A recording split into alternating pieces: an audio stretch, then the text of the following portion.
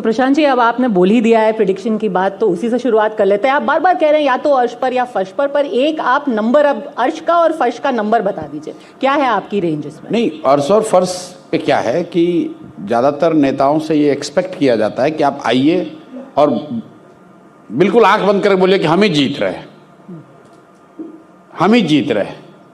तो वो जो चीज़ मैं देख पा रहा हूँ वही आकर कैमरे पर बोलता हूँ। और मैं जो देख रहा हूँ वो दो प्रोबेबिलिटीज़ है।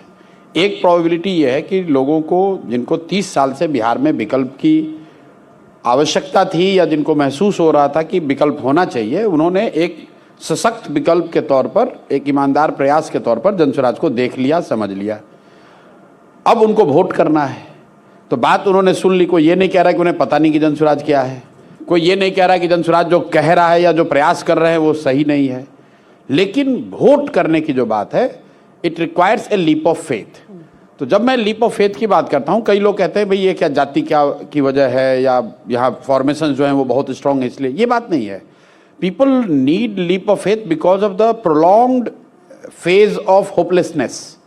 इतने लंबे समय तक वो होपलेस रहे हैं कि होपलेस सिचुएशन में रहे कि कोई नया चीज हो जाए ये उनको विश्वास ही नहीं होता है।